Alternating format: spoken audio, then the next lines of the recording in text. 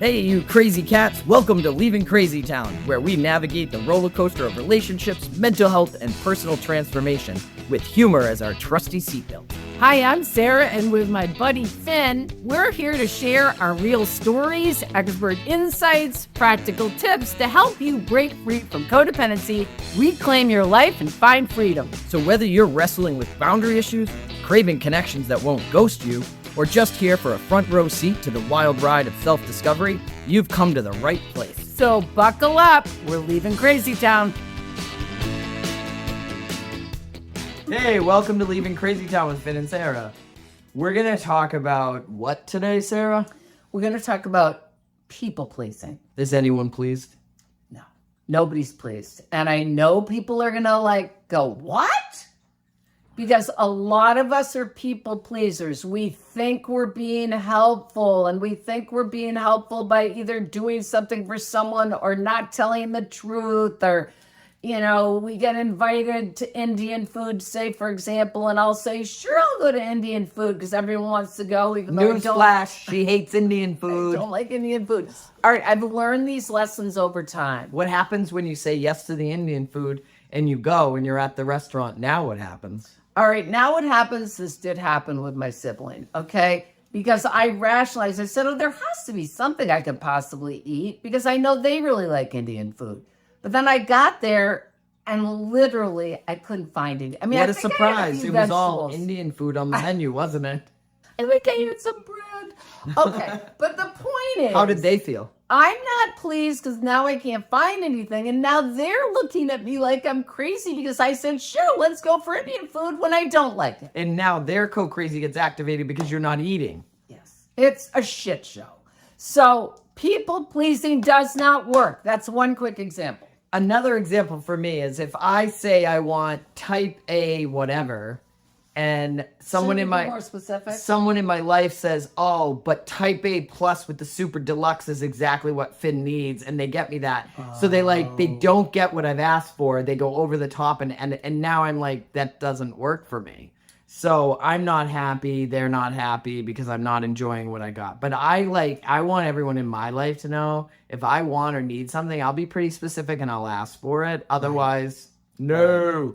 That's a great one because, we all know what assume means, but it's like I could totally see me doing that. Like my son asks me for something and says, gee, I'd love this for Christmas. And then I see a better one. I can't remember doing this, but I'm just saying this as an example because I know you parents have done that. And I buy it. And then he opens the package. He's like, this isn't what I asked for. So again, people pleasing is a delusion. You guys. I know some people, I've heard this, I think someone at work wanted a basic coffee pot and I forget why, they just wanted to brew coffee.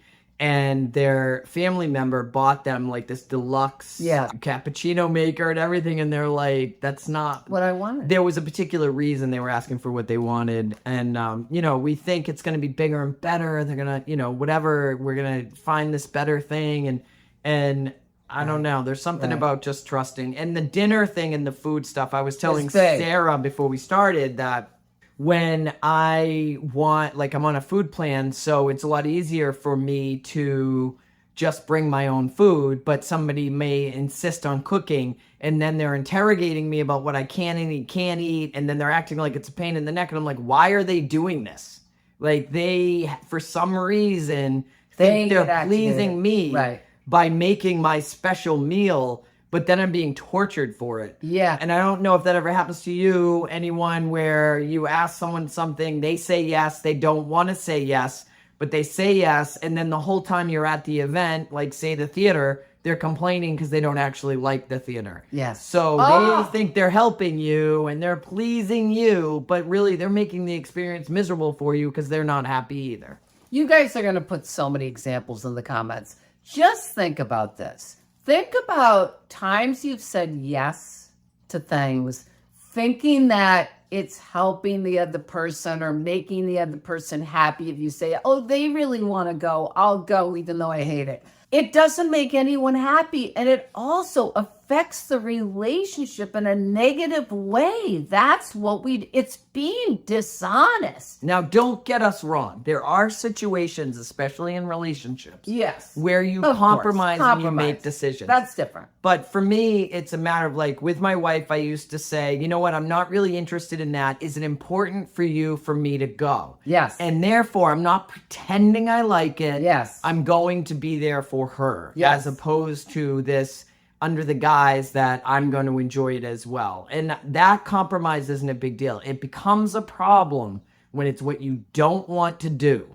Yes. And you haven't had that discussion. And sometimes, if you're like me, you won't even know you don't want to do it. You yes on the phone. Later on, you're like, wait a minute, I don't want to do that. I've had to make many calls back and say, you know what, I Yes. can't do this because I agree to things I don't want to do because I don't even know I'm activated at the time.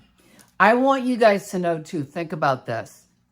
Right before, a lot of times we're in a hurry or we're impulsive or we just, say yes because we feel like that's the right thing to do. Or it just feels like that's what we want. We don't even know. We haven't pondered it yet. That's what I was going to say. One of a great tool that I recently used is someone asked me to do something. I was about to say yes, and I thought I had this little niggling feeling inside, and I want you guys to start noticing that. Someone asks you, and this feeling inside gives you that little doubt. Now, then your mind wants to go, oh, I should do it. I should do it or whatever. But notice the niggling feeling and then say to yourself, this is the best thing to say. Let me get back to you. I'll get back to you in 24 hours. Right? Sometimes I just get so excited that I think I want to do it and I answer. Right. And I have to call back. But if I could remember that Yes. stupid let me get back to you, it'd be a lot Yes. easier because I could get in touch. I'd be in my own energy thinking about the question. Yes. And we're impulsive people. If a lot of the people here are addicts, I mean, we can be impulsive. We can get excited. But it is really good to slow it down a little, to think about it. Is this something I really want to do? And this is the thing about people-pleasing behavior, is a lot of it comes out of, yes, impulsivity perhaps, but a lot of times it comes from like the fear of not wanting to hurt someone's feelings, thinking we know better. Have you ever had that example where someone's like, hey, Sarah, try this soup. And you're like, oh, no, thanks. I don't like that. I don't like, I don't know, whatever's in the soup. And then they're like, oh, but try it. And then you're finally trying it. And now, like, it's like this double thing. You've agreed to it because they keep asking. You don't want to. You know you don't like it. Now it's in your mouth and you're trying not to make a facial expression or spit it out. Yes. Listen, we're getting into other topics now, but like when someone says no thanks, just accept the no. Boundaries. Boundaries. We're talking a lot about boundaries. And this is going to be the last example. We're going to wrap this up. So my son needed a ride home from the airport. And I have this thing, like I don't see him that much. I should be available to him. And you're his mother. I mean, and come I'm his on. mother. I know people are like, I can't believe you didn't pick him up. No. So I said, well, what time is it come in? And he says 12 o'clock. And I said, 12 a.m. or p.m.? And he said, 12 a.m., haha.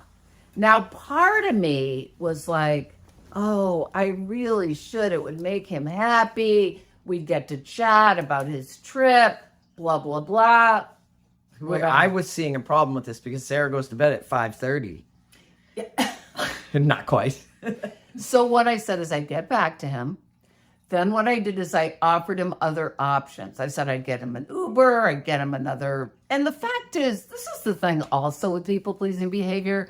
It's like we think we're the be and all, He has friends that would be glad to pick him up and at your son midnight. absolutely knows how to get an Uber, probably in a better way than you do. Absolutely. Yeah. So again, if I did that behavior, I'd be exhausted. I'd be resentful. I probably wouldn't be a great conversationalist picking him up at midnight. So again, it doesn't work for anybody. And I don't know if you heard this or even if Sarah meant this, but sometimes what Sarah did, I do to make me feel better about a decision that I feel forced into. So I feel like it's my son. I should pick him up. I should do this.